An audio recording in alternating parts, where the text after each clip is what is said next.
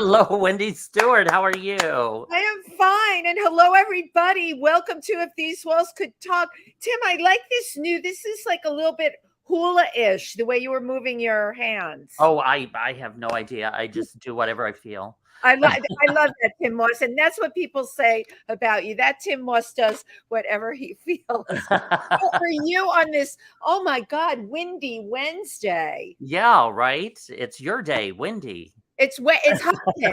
It's windy. Wendy's windy hump day. Hump day. And, everything has been just what can I tell you? I am in recovery from the Oscars. Right. It was Oscars weekend this last It weekend. was Oscars. How many of the films did you get to see? Oh, I don't remember. Not many of them. Not very many. But yeah, but I had seen Everything Everywhere All at Once. That I was very impressed with. Yeah. I walked away. So I always tell people that's the story of my life. I'm now using that film, Everything Everywhere All at Once. I completely feel that. Is true. I did get to see all of the films because of Screen Actors Guild and the Directors Guild. And here's the thing, and I think I shared this a little bit with you. In the world that we're in, a lot of the people we know are in independent films. And all of these films that were there, I mean, certainly deserving to win, but I think it's important that people understand that a lot of small independent film companies went under because of COVID, because they could not afford the cost of testing, the amount of people in the films, and all of the COVID guidelines and the shutdowns. My God. See, these big productions, if they were shut down for 6 weeks, they were fine. The smaller ones, though, forget it. So I want to give a call out to that people when you watch Netflix, when you watch Amazon, and I love Netflix, but let's think about the independent studios. It did not. Absolutely. Good. I'm glad you mentioned that. And yeah, because the thing is like these huge studios, they're used to dropping like $100 million. Right. It didn't. I mean, even half of $1 million is an enormous amount for an independent filmmaker. They could do incredible work with that. Right. They're wiped out. And there was no, I thought Jimmy Kimmel did a great job. I did too. But to run the Oscars and not make mention that this happened in our industry. If you looked at the Oscars, it was just kind of like life is just grand. And yeah, love that there were, women that were over a certain age winning awards. Love that. Yeah. You got it together. You did that, but not to call out about what happened with COVID to me was just like, but that's just me. I agree. Well, and Jessica Chastain was the only one that wore a mask because she's on. She has the Broadway show, right? And just for precautions, which I thought was fabulous. But that was fabulous. Only one in the entire place. Right. So let's just talk about that. I feel like I'm in a parallel universe half the time because and Everything Everywhere All at Once. Everything Everywhere All at Once. Our dear friend Evan Lawrence was going to be in a wonderful off-Broadway show, Cold Blooded. Joe Bautista was directing. That show got shut down 2 times and then not at all. They never even made it to the stage because actors tested positive for COVID. So you've got one set of rules happening in one place and then another set of rules happening in another. And when is it going to be normal? Right. Well, it's right before they got rid of the COVID restrictions so much. I was helping a friend. I was co-producer on a short film, and he wanted SAG actors. Right. And they had SAG COVID restrictions at that time. Right. That ended up costing like about 25% additional money. Yep, you got to have the money just for the COVID, because you had to have somebody on site, someone testing, the supplies, pay them for the day, all of that. It was an eye opener for me. Thank you. Just at how much additional, and again, he's an independent artist, and it was very difficult for him, but he did it. So you know what? I wanted to hear Jimmy Kimmel talk about that and pay homage to everybody out there, including the actors and production teams that have been completely shut down because of this. But anyway, all right, I'm getting off my rant box. But I also thought Jimmy did a great job, and he also very successfully, I thought, shaded threw a lot of shade. Oh, he did, but we call Chauncey Dandridge, our producer, calls it layered shade. Yes, yes. I love layered shade. I never heard that before. I thought that was just genius. But I agree. I thought it was, but I thought it was a very enjoyable show for the first time in many, many years for me. I certainly enjoyed it. I called Jamie Lee and Brendan. You did. I expected both of them to win. Well, the only film, if you can believe this, that I didn't see was The Whale, and we weren't given it in DVD or digital or any of those things. So I definitely want to see that film. But I called almost all the other categories because I had a vote on it and everything. So I watched these things, but. Anyway, enough about it. Well, firstly, thank you everyone for tuning into If These Walls Could Talk with your hosts, Wendy Stuart and Tym Moss. We will be right back with our wonderful and incredible guest, the fabulous Khalil Martin. That's fabulous. Well, I'm very excited about today's guest. The first reason I'm excited is he drove here and hit some kind of accident. And I'm like, oh my gosh, you know what? It's everything everywhere all at once. None of us know what's going to happen anymore. And there was our guest trying to make his way into our lovely home here at PANGEA, where we broadcast from. But while we were talking to all of you, guess who walked in the door? He is an amazing author, Sleeping with the Enemy, the book you can get on Amazon, a lifestyle coach, a motivational speaker, an incredible dance background, stunning, a model, an actor, and there's probably a whole host of other things, stylist, that I'm not even thinking of, because you know what? Khalil Martin represents the bigger picture. So without further ado, please welcome Khalil Martin. Come on in, honey. Yay. Slide on over. Okay, we gotta make there he is. How are you? The water. Oh boy, I gotta prop myself. Look at you, looking all fabulous. Yeah. Thank you very much. Yeah, Khalil always looks fabulous. Absolutely. The first time ever I saw you. Khalil was here. It was Kobe Cole. Which show was? Oh my God, I love it. It was the movie Stars. It was the after party. It was the after party for his song Streets, which you can download on any of the streaming platforms. I did, and you should too, because it's fabulous. But he had the after party here, and I walk out to the bar, and I just see, I'm going to objectify you, this stunning man. Women get objectified all the time. I am out there to objectify men. Okay, it's good. It's good. You go, girl. I love it. So I saw Khalil at the bar, and I'm like, who the hell is that? And Kobe said to me, oh, that's Khalil Martin. I'm like, where have you been all my life? I am everywhere, every time, all at once. I screwed the title up, but how is it we didn't meet till now? Well, it's funny because we ran in the same circles. We grew did. Up in the East Right. Right. And I worked for all these people such as Peter Gatien, Patricia Right. Phillips. So we were kind of Trash on Vaudeville. I worked with them. No, I know. Right. This is all the same world. I got my first gig at the Pyramid. Oh my God. I was like 19 years old, and I got they told me that RuPaul was dancing in the window, and that this was a big thing back then, because Ru was, famous still back then. And I got the gig to dance in the window. They're like, you have no idea how big of a deal this is. Okay. So yeah, we've been in the same circles forever. Well, here's something that's very weird that happened. I was trying to explain this to someone. I believe very much in how things work in the universe. Yes. All of those people, and you're part of those people that came up the same time I did, that I never met. I met all of them in the last 2 years. Wow. Right. It's like the chessboard, right? They're moving pieces on a chessboard, and now we are all, the kings and the queens are near each other. We're all lined up. All coming together in a beautiful way. Right, in a beautiful way. Yep, well, we're all lined up. We are all lined up. So thank you, first of all, for being here. Now, you came to New York from Ohio. Yes. You were in Cleveland, right? Yes, I was born in Cleveland, Ohio. Wow. And well, tell us about that, like the growing up in Cleveland. What was that like? I grew up in Ohio. I was very poor, extremely abused.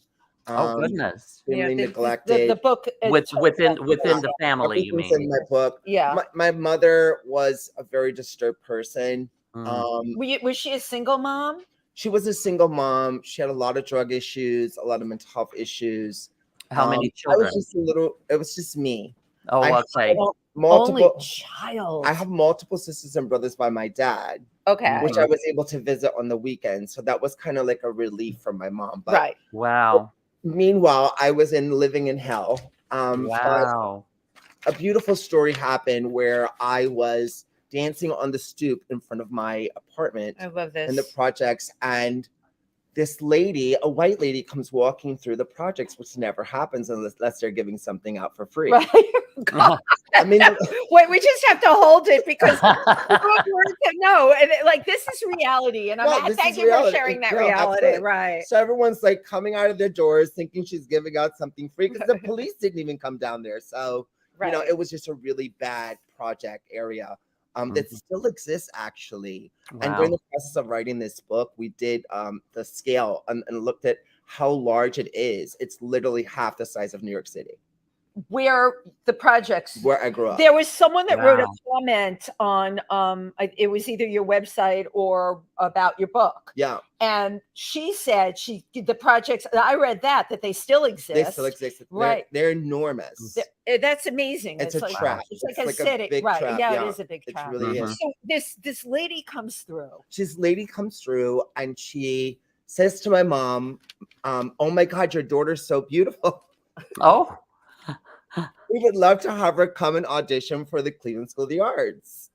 And this is the only thing that made my mother mad. She didn't care about anything else. There was no hugs, no kisses, no love for my mother ever. She never gave me any affection. Wow. Oh, thank you.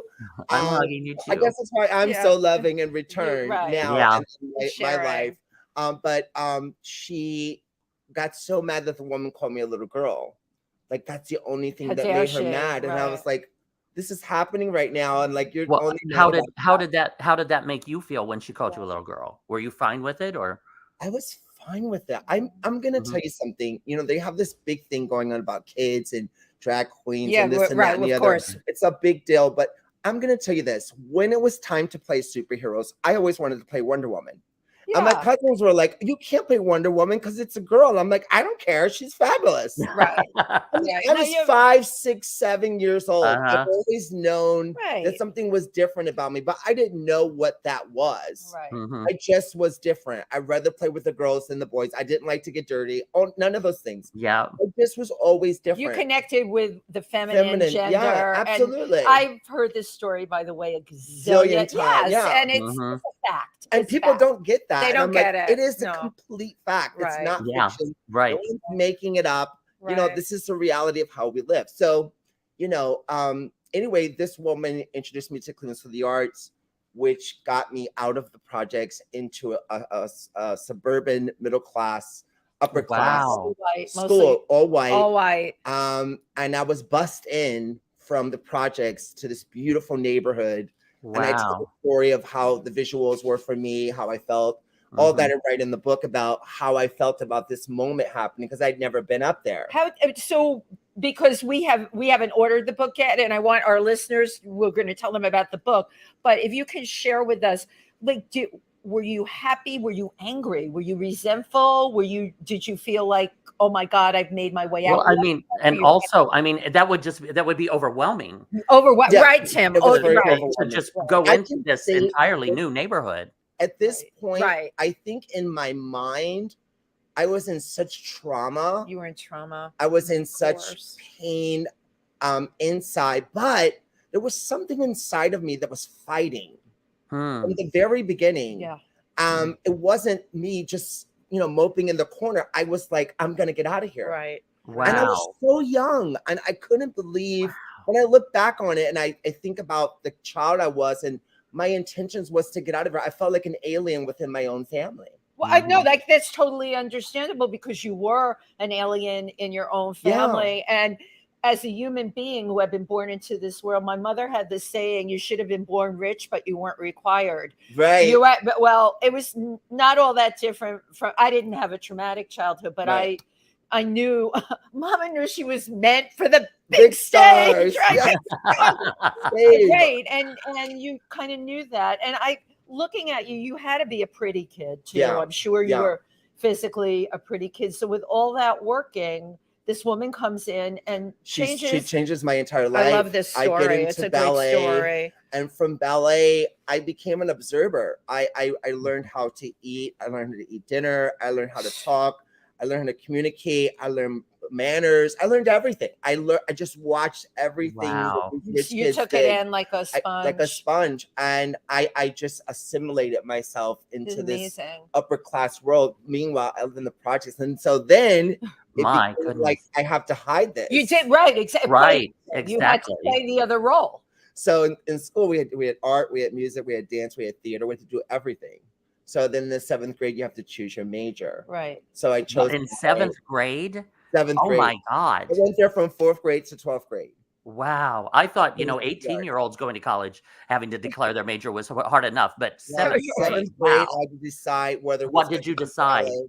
So I chose ballet and art because I'm an artist as well. You're an artist. What made you, the fact that this woman, first of all, discovered you, how did we even know you were going to be good at ballet? You hadn't had a ballet lesson at that point. This was in you. It was just in me. Wow, I used to dance in front of the TV and try to get attention and do all these like things to, get like people to look at me perform. Look at me, I was always like that. But I think that was more a desire to be loved. I know the talent was there because once I got into ballet, it was very quickly. I'm getting. Well, that's what I was wondering. Was did they say, okay, the requirement is you have to have this theater class, this ballet class, this? Was there a moment when you were in the ballet class or just first exposed to it when it clicked, and it was just like, oh my God. Interesting you asked that question because to get into the school, you had to take a test. And you had to pass within academics and within the theater, both, and arts. Wow. And so I scholastically, I got in, and then artistically, I got in. And other people from the projects that they chose did not get in. Right. Wow. So it was very well known throughout the projects that I got in. Wow. But you had to be, again, now we're talking about inborn talent. Right. That those kids came from the background in the projects. Same thing. But you had to be smart, and they just didn't have it. You did. Yeah. But also, correct me if I'm wrong. I would imagine that you would have to walk a tightrope. Yeah. Right. Because you during the day you would go to this rich, all-white school with certain rules and regulations and how life is, and then you go home at night, and you have to follow those rules. And for that community. Is that correct? And I wouldn't even say it was rules. It was just complete chaos and craziness. And, I don't want to say too much about the book, but the abuse I endured is so unbelievable. It was very hard to write the book. I wrote the book with my publicist, who was my ghostwriter first. That's Lynn Hobson. Lynn Hobson. Okay. Yeah, and Hi, we became married within this project. Of course. And we bonded so deeply on a spiritual level writing this project, and she didn't go through what I went through, but she understood in a way that was so refreshing, and she was able to capture my voice, and that's what I needed. And also, I'm sure it was very frightening because I've delved into my past and going back into trauma and having to relive that is frightening. It's absolutely. Want to know what's even worse? It would be nice to have someone like her to help hold your hand. Absolutely. Oh, as you're going back through it. Exactly. I heard you guys speaking about COVID earlier, so. I went down to Miami to write the first part of the book. Okay. Because I frequent Miami all the time. So I said, I want to do the first 3 weeks. Let's go to Miami. Let's do the book. Guess what happened? COVID. Wow. So I'm stuck in Miami. Yeah. I have this book. There's nothing else going on. No. It's like, so my publicist schedule cleared up. My schedule cleared up. And we dove in. And you dove in. Yes, it was meant to be. Yeah, that's what I did during COVID. So much that you're talking about really was meant to be a divine spirit or star that has been guiding you right along. And there is, my God, you have lived a million lives already with everything you've done, but there is much more to do in Khalil's life. 1,000%. Yeah. Yeah, I thought the funniest part of being down there and not really knowing what's going on I was at my sister's house and there was a huge yacht in the backyard, and not being able to go on it, to go out into the water, because they were even saying that COVID was in the water. Oh my goodness. Nobody knew. Yeah. I mean, so I couldn't even enjoy it. And it's like the sand. You can't even lay out in the sun because of COVID's in the sand. It was like, oh my God, it's in the water. It was just insane. And then reliving all of this trauma was it was probably the hardest thing I did, but I grew so much writing this book more than anything else in any other time in my life. It was very therapeutic. I did go down some very dark tunnels, though. Yeah. It was very hard to relive and smell and think and see and taste all those different things. Because all those senses come to you because it becomes very real.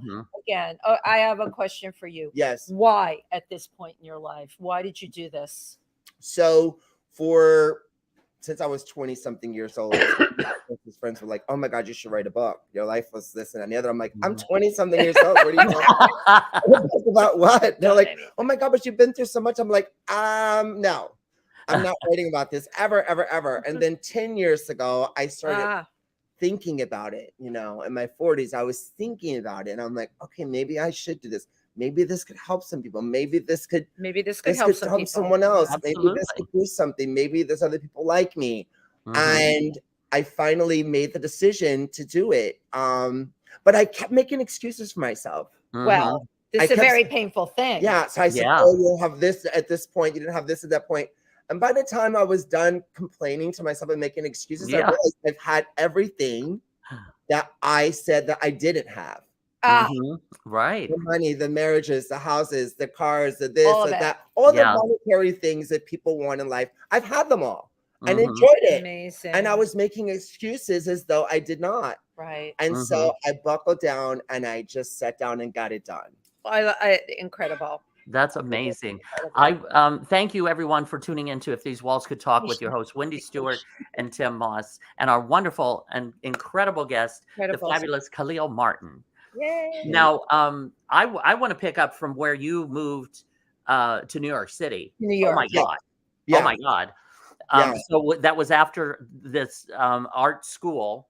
Yes. 12th grade. Yes. So I went from Cleveland School of the Arts and I was picked up by Cleveland Ballet. Wow. Oh my God. So you already got into a ballet company. Yeah. Wow. So I was one of their understudy kids training under Cleveland Ballet.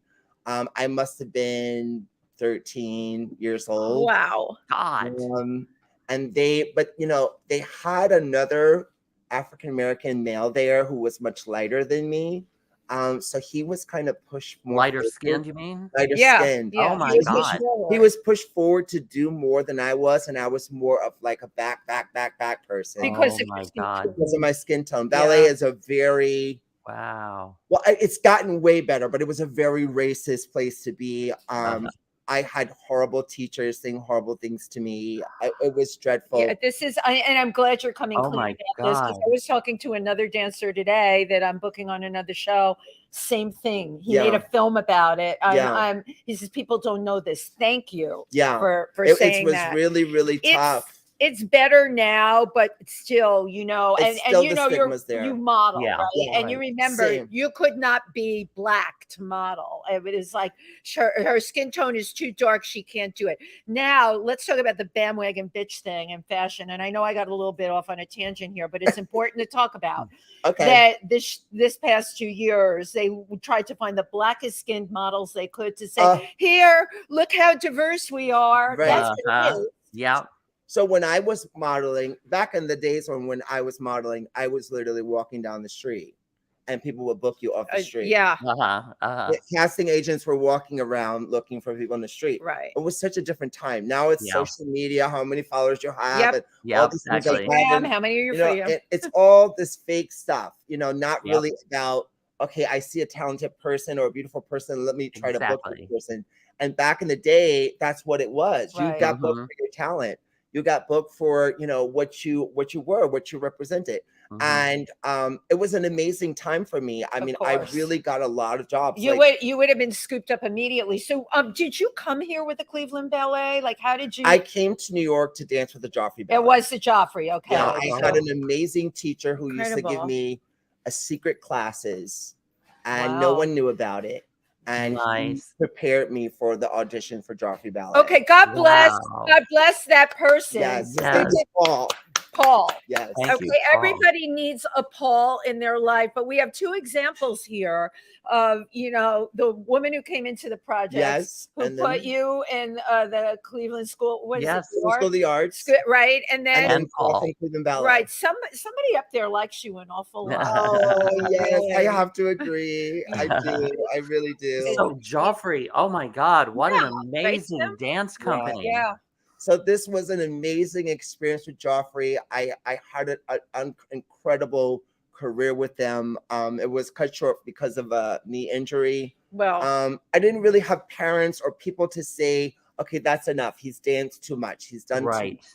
This is too much, or that's too much. Nobody. And I was always saying yes because I just wanted to be there. I wanted to dance. I wanted to be part of it. So I didn't really have a censor or filter to tell me, okay, it's time to stop. No, there was no one watching. You have to rest. They said dance, I danced. And so the injuries were getting worse and bigger, and I blew out both of my knees. And my dance career was over. Oh my God. And so it was a surgery they offered, and a lot of dancers were saying, you know, your legs will never be straight again if you do it. And I was like, you know, I just kind of let it go. But then other things happened, like, you know, I started working in the clubs, like the pyramid thing. Right. Before, I want to get into Peter Gatien. Oh my God, yeah. But Desiree Sewer, dancer. I don't remember if she was with Joffrey. No, I think she was with Alvin Ailey. Yes. Okay. Yeah. Never mind. Yeah. Okay. Continue with getting into the nightclub scene. So the nightclub scene kind of came along, and I had gained quite a bit of people that were like fans of mine, just from me going out. Well, I was going to say, in the way you look. How tall are you? I'm 6 feet tall. Right, 6 feet, slender, and you have gorgeous bone structure, a beautiful smile, and you know what? When you're young, and you would be you look like you're fun to party with. Thank you. Right. And when you're young like that and you look like you're going to be a blast, people just throw themselves at your feet. Yeah. And that's also the nightclub scene back in those days was completely different. Oh my God. There's no comparison. Limelight That's what I want to touch on too. And Peter Gatien kind of ruled the roost. He did. He did. In New York. He had a monopoly of 4 clubs. I don't want to say it in a negative way. I'm saying it in the best possible way because he was brilliant. I worked absolutely for Peter. I didn't have to work for promoters or anything like that. I was hired by him. My gay mother was Cody Ravioli. Oh my God. And Cody Ravioli decided that she did not want me to go to any balls or anything like that. Oh, wow. It was too dangerous for me. I was too pretty. She was protective, They were going to cut my face, and Cody ruled New York. I love it. He got me into Peter Gatien and got me that gig. I love it. And she wasn't the most amazing, you know, parent I could have ever wished for. Wow. Again, another angel sent from above. Now, was this pre-Michael Alig? Michael was all this was probably during that time. But before the whole incident. Yeah, the incident's way into it. The incident's way into it. So I was at Limelight. But I mean, people don't seem to understand what the clubs were like at this point. The clubs here in New York City were enormous. They were several stories. You had different dance floors and different things happening on different. It was a creative, artistic event. Exactly. And this is the reason why I applaud Peter and every day, every time I speak about him, because I have so much admiration for him. Right. Same here. He's a brilliant person. You have to understand he went into these raw spaces and he said, I want this and I want this and I want this. And he did it. And let's talk about Limelight. It was a landmark church. Yes. It was an actual church. It was a church. And he made it into the most successful happening sin of inequity, sinful place on the planet. I was there fabulous. On Thursday nights and Sunday nights. Rock and Roll Church on Sundays. Yeah, that's when I used to go there. It was really an incredible ambiance. It was amazing. I really had the best times of my life. And now it's a mall. Yeah, right? Oh my God. I have to tell you this real quick. After they redid it into the mall, I went walking in from one side, and I'm just like looking around because there's still kind of the basic structure there, like the main dance floor. Yeah. And I was standing there and I'm looking up, and this other guy comes behind me and he comes bumping into me, and he was looking up also. We didn't see each other. Oh and I said, "Oh yeah," I said, "I used to come here as the Limelight." And he goes, "Me too." And I said, "Oh yeah, I used to go up on the second floor over in that dark room over there." And he goes, "Me too." And I'm like, "Oh, was that you?" So funny. We meet again. It made such an impact on the people who got to experience these clubs. It's so big that I was in Miami and I was at a rooftop party. And this man was sitting at the bar with a suit on and looking really sharp and nice and handsome and whatever. And I was like, oh my God, he's like, what's happening? And he kept sending drinks over to my my little table or whatever. And I was like, okay. And so I get up and I go over because that's just how I am. I'm very bold. I'll come up to you and say something to you. Yes, you're not shy. I'm not shy at all. So I get up and I go over and he goes, "Are you Desire from Limelight?" And I was like, "Oh, are you freaking serious?" How amazing. Right. I'm like, "Are you serious?" Like, he literally recognized me. He goes, "It's the smile." Yeah. And your whole presence. He said, "I recognized you immediately from way over there." That's amazing. Well, he said to me, "Limelight changed my life." Yeah. Right. Right. Yeah. Again, it was an amazing time. And I'm grateful that I got to experience the tunnel and Limelight and Palladium and USA. All these huge my God, the slide at Palladium. Prince went down the slide and I was there. Oh man. He came down and landed on his heels. I love it. It's fabulous. Right. Yeah, it's like nobody ever did that before. It was so classic and beautiful and amazing. I just couldn't believe I was standing right there. I'm like, did Prince just come down the stairs or am I high? It's incredible. Absolutely incredible days in New York. And that's the thing. That's the thing is when you would go to these clubs, you never know who you were going to be partying or dancing next to. It could be Grace Jones. It could be, it was amazing. Yeah. The interesting thing, I said to a friend recently, I said that this time was a time where you could rub elbows with billionaires. And you could be on food stamps and you guys could be best friends. Yes, right. Everyone came together and there was no there wasn't the whole judgmental thing. No, and you knew if somebody was into you, you knew if they weren't into you. It was very clear. Right. It was a mixture. We were all combined. We all went out together. We all partied together. There was none of this, straight club, gay club, this club, that. Right. It wasn't that. It was. I talk about in my book, the night I met Andy Warhol at Studio 54. Oh my I'm a kid from the Bronx. You have to understand to get into Studio 54 finally after 3 tries. Okay. And finally realizing I had to change my game. So I dressed, dialed up a little bit. I did. I dialed up. I dressed like a ballet dancer with a tutu. Oh, I never danced ballet in my life. But you know what? I had a whole closet of tutus. But I tell this story because like you, it was life-changing. You could be like I was a regular kid. And one night, Andy Warhol invited me over to join his group. I mean, the amount of people I met there, and you can't do that now. It's so compartmentalized, right, Tim? Yeah. Right. Absolutely. And the celebrities are very removed from the public now. And back then they were so fine because nobody really bothered them. They would come to the club and party. That was the beauty of it. Like Mark Wahlberg would come to Limelight all the time and party when he was doing the Calvin Klein ads. The Marky Mark. Yeah, Marky Mark. Everybody was like, all there, like partying together was not Brooke Shields. Naomi Campbell's. They hung out with her. Grace Jones. You had Liza Minnelli, Michael Jackson. I mean, everybody. It was Linda Evangelista. I loved Linda. Linda, I'm not getting out of bed for less than $10,000. Yeah. I won't get out of bed for less than $10 an hour. Exactly. That was a joke.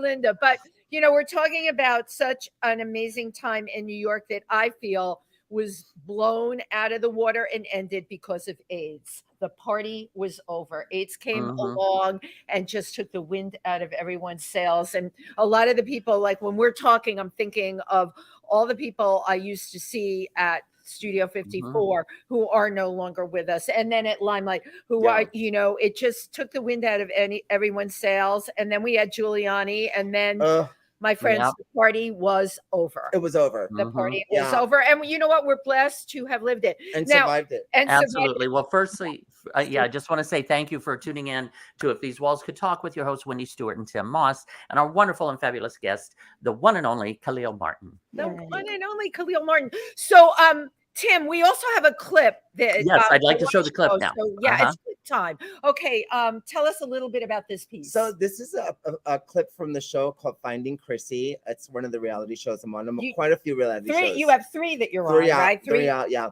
Actually 4. One's in Amsterdam. It's called All Pairs. But this one's called Finding Chrissy, and this is an episode about my book, and you'll see me talking about my book, and then they go to the book launch. Perfect episode. Just one moment. It was a big hunkin' file. Okay. Yeah. Okay. Here we go. Let's see if it's plays. There we go.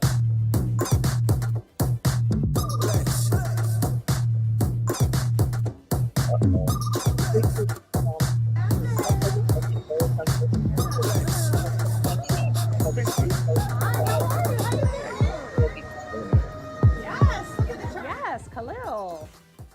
So I got to Khalil's book signing late because I had to do an interview with Ahmed at Power 105. Jatan and I hosted the event. Khalil looked fabulous with his floral blazer on. That was his moment. That was his night. I'm so proud of Khalil. I'm so proud that he finally finished this book and it's actually materialized. Get your phones out. Get your phones out. Legendary moment. Yes. Any questions? Moment for life. Period. It's superior for me. Okay, be quiet. Let me Okay, introduce all who need to be introduced. Please. Yeah. Hello, thank you everybody for coming to share this special moment with Khalil. We are so proud of him. I love him. He works really hard. His book is amazing. Make sure y'all read it and tell a friend, tell a friend, tell a friend, tell a friend. I'm so honored to have met you. I appreciate you. I love you. Chrissy introduced me to you, and I've been loving you ever since.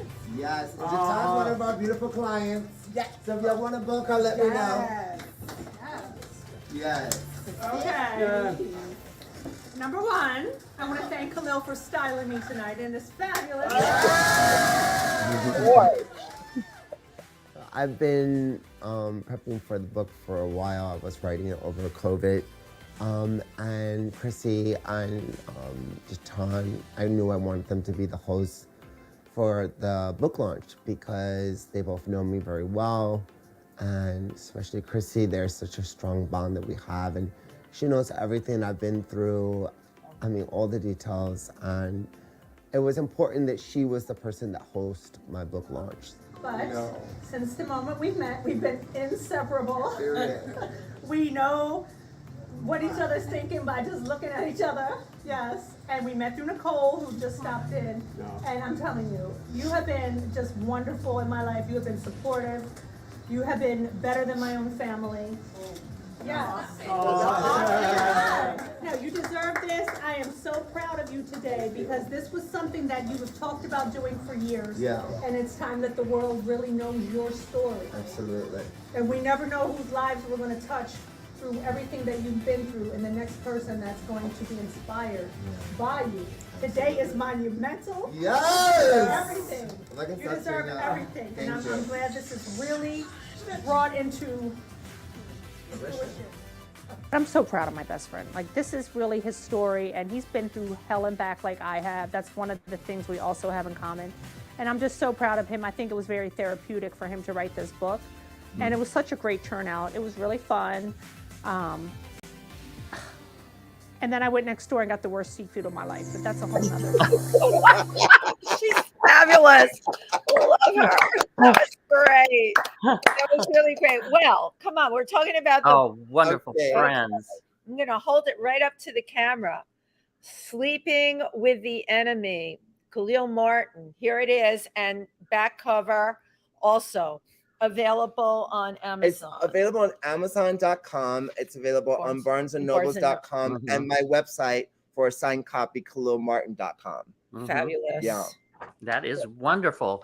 Well, we're running out of time, unfortunately, in the broadcast segment. We will continue on after that. Yeah, okay. But I wanted to touch on a couple of other things during this portion, which we can talk about more afterward. But you got into fashion, Patricia Fields. Yes. So Patricia Fields, amazing. This is going to make me choke up. That was my first job in New York. Wow. To work for Pat Fields. Wow. And I'm choking up because I've never been to a place where everyone was just like me. Yeah. Wow. Super talented, super amazing. Going there, didn't care about anything. We all were so different. Right. And wonderful and beautiful. And I was like there and they were like my friends. And I was like, this is incredible. That's amazing. But like to be around, to grow up where I grew up, to go through what I went through, to be in this place where everyone loved each other. We were all so different and brilliantly creative. Brilliantly and supportive. It was just a magical time. And there was no other store in the world like Patricia Fields. Wow. You finally found your home. Your people. I did. Your tribe. My you found your tribe. Yeah, absolutely. I met Cody the first time. Now also, D17 management. Yes. Tell us a little bit about that, because I mean, you have morphed into so many different. Oh, there's just so many different fields. D17 Productions Management. We were doing wonderful. We do fashion shows. We do events for people. I style celebrities. However, COVID did a whammy on fashion and in general. And my entire company was just shut down. There was no movement. There was no events. Even the sponsorships that we had would not even do. It wouldn't touch an event. Right.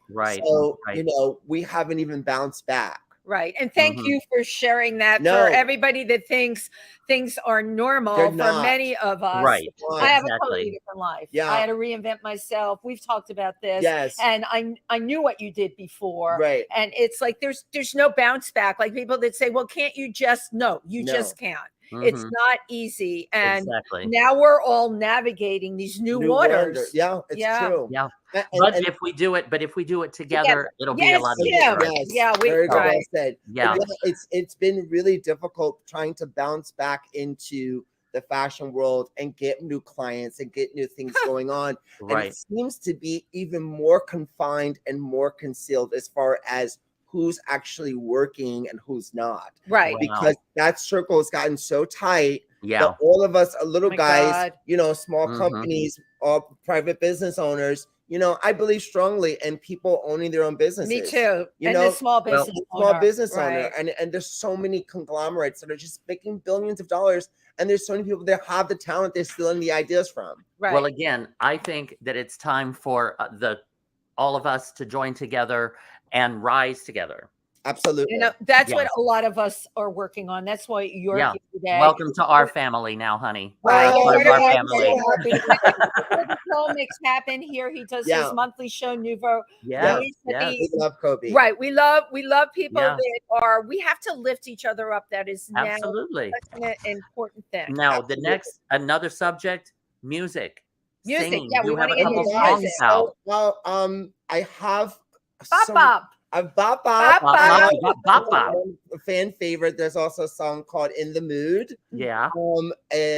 These are all house songs. I'm launching my first album in June. Oh, that's huge. That's your first album. Pride Month. I want you guys to be there. We're gonna have I'm putting it on my calendar, even though I don't absolutely. Yes. And that's Pride, and that's I'm doing during Pride. I'm launching during Pride Month. Yeah. Gorgeous. And so we'll be there. We're gonna make a big party out of it, and it's gonna be fabulous. I'm really excited.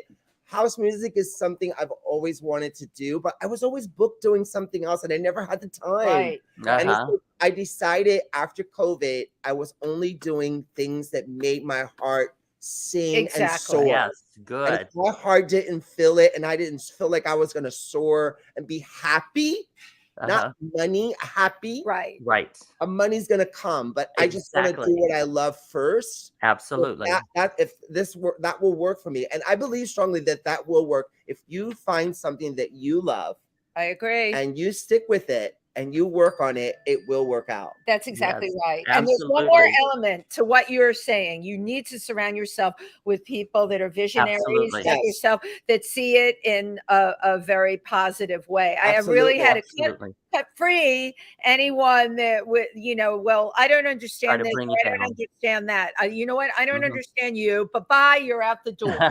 Right. You have your vision. Now, you need people to support it. That's it. Now, just real quick, how can people find out more about you? Can you give us your website and the spelling, the proper spelling? Okay, so the website is KahlilMartin.com, KahlilMartin.com. My Instagram is IAM KahlilMartin. I am Khalil Martin. That's my Instagram handle. And don't you forget it. Yeah, and don't forget, and you can also Google Khalil Martin as well. All my information pops up when you Google my name. Perfect. Yeah. Okay, so, and the book, you can get it on Amazon or Barnes & Noble. And Khalil is K-A-H, please. Yes. Oh my God, I made myself right. As which I my English teachers used to do. You know what? We were talking about that before the show. Because Khalil Gibran, who everyone, everyone sees that, and that's why they misspell your name. Yeah, I was named after him. I was actually named after Khalil Gibran. My name is Khalil Gibran Martin.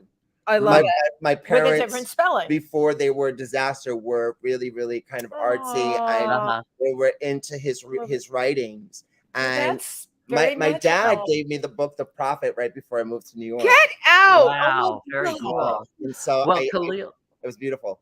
Khalil Martin, thank you so very much for coming on and sharing your story with us. Everybody buy his book. Just fascinating journey that you have had. And we are so grateful for the time you took to come and share with us. Thank you, Tim. Thank you. Appreciate it. Thank you. Okay, now the 45-minute broadcast is over. So now we've got about another 10 or 15 minutes where we can just talk and chat and fill in all the blanks. Right. So I do want to get to some of the comments, Tim. Which can you? Oh my God, we've got so many comments. But there's a ton of them. Okay. Yeah, they're there. Hold on. They're there. Sue's GX Designs. She did a lot of designs throughout. She's an incredible designer up in Massachusetts. Right. She says hello to everyone. Oh. Sabine from marketing and promotion. She says amazing guest. Yeah. Thank you. And she said happiness first, money follows, and positive energy. Absolutely. Oh, my good friend Twyla Childress from Indiana says hello to you. Antique, who's on the Imperial Court. Yes, she says hi, Wendy, Tim, and Khalil. Thank you. Amazing. Let me see. Stephen Carl McCaslin, a playwright, says hello. Let me see. Robert Owen says hello. Hello. Robert Owen says, how are you, Khalil Martin? Clap, clap, clap. Great. Thank you. Darius Bray, George. Oh, I love Darius from Chicago. Yeah. Surround yourself with people who are visionaries. Yes. We are on the same page. Exactly. Amen. Prince Fleet Easton from Palm Springs, California says the prince is in the house. He says, love Uncle Tim and Aunt Lucy. Right. Come up with a name for you, Khalil. Oh, that's so cute. And Prince is on every red carpet. Incredible. Oh, yeah. We know some amazing people all over the country from doing Apollonia Cruz from the Bronx. Love Apollonia Cruz. Yay. Says hello, Tim Moss, Wendy Stuart, and Khalil Martin. Hi. And Victor Santiago says a great show, guys. Victor, thank you. And thank you for watching. Victor, thank you everybody for tuning in. Yeah, thank you everyone. Oh, and I don't know, you got here late, so we didn't get a chance to tell you ahead of time why I keep interrupting and doing the that is a signal to go to a commercial break. The station. Okay. For the first 45 minutes. Yeah. Okay. That's why I kept jumping in with those. Yeah. It wasn't Tim just having an attack of something. Yeah. Well, there might be a little of that too. Whereas when I'm here by myself, I lose track of all time. Forget about the station identification. Yeah. I actually had a giant alarm clock that used to sit here. Oh my God. I'm a pathetic thing. But so okay. Now, just backing up to D17. Yeah. What kind of talent did you have? Did you have was it fashion? Was it models? Was it singers, actors? So we had a slew of models. And we use in-house models for new clients for their fashion shows. Wow. Oh, so sweet. they would consider our models before they got other models. Of course. Nice. So it's kind of all in-house. And one day washing the other. It was kind of sweet, and a sweet spot we had going on with that. And then, of course, like I said, COVID happened. I was writing the book. All these other things started happening. Reality shows started coming my way, which I'm going to tell you more about the other ones that are coming out. And the music started coming. All these things started coming that was about me. Right. And I think I've been taking care of people for a long time. I've quite a few children that I've raised. I New York City. Yeah. I have a great son, a couple of daughters that I've raised. And now, honey, they're going to take care of you. Oh, they're so wonderful. It's the gift. Well, I have Cody that did it for me. And my best friend, George, who's like my gay father.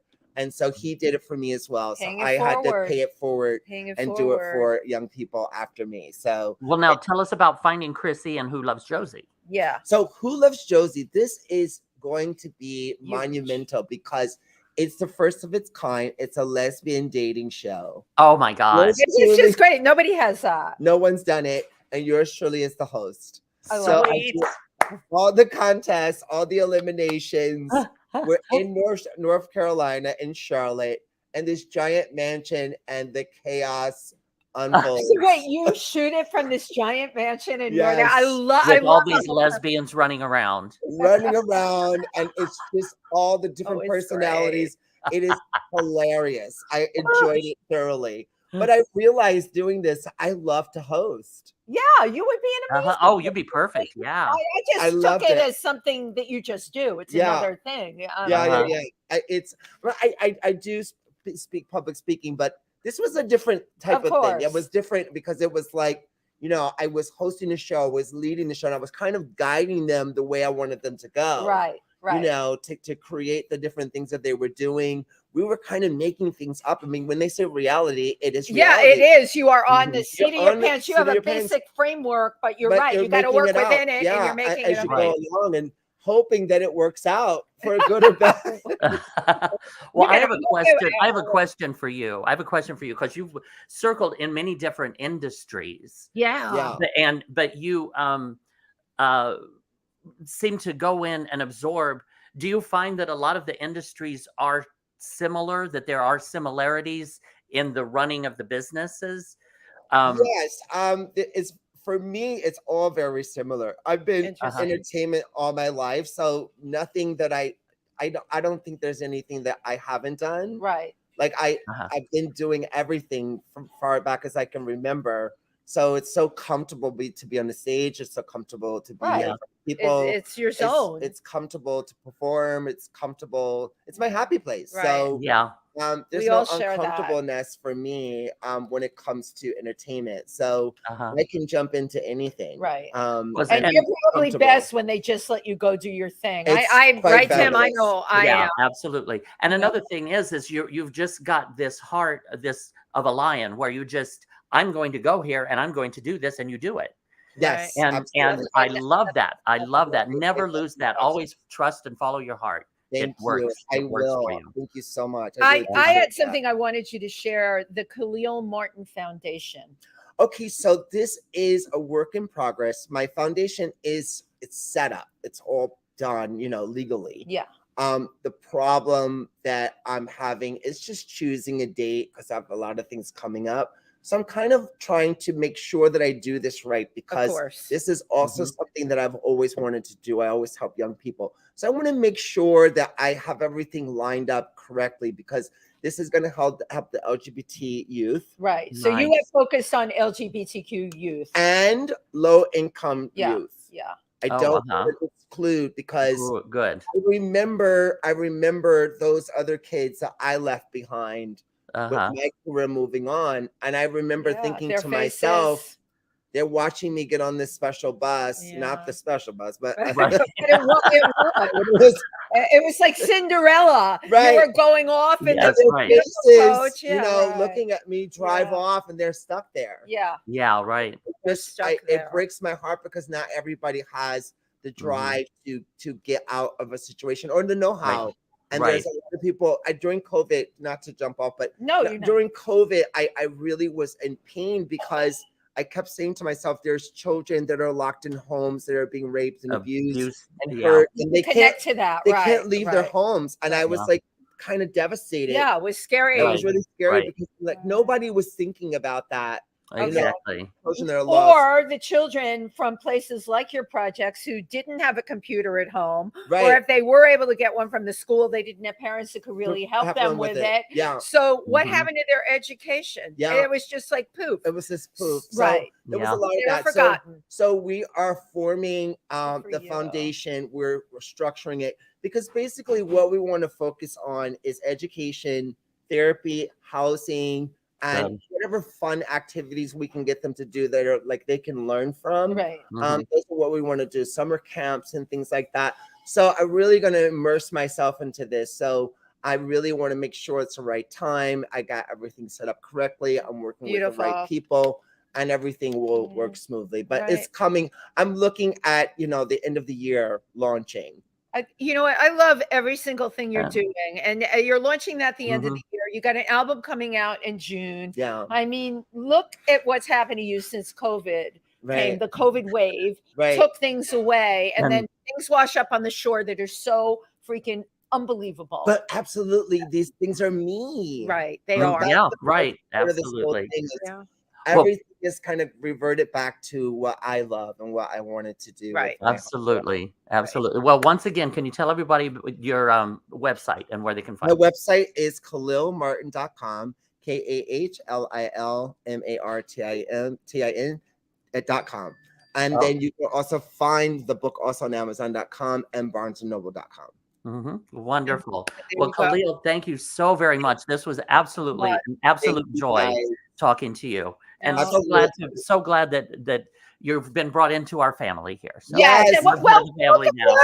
I can't wait to be back, and I can't wait for you guys to come. I just really want this leather jacket. That's why I keep. It is. It's fierce. Oh my God, that's gorgeous. Thank you, everybody, for tuning in today. We'll see you all. We'll be back next week. Yeah. Love all of you. Thank you, Wendy. Thank you. Thank you, Tim. Bye-bye. Bye-bye.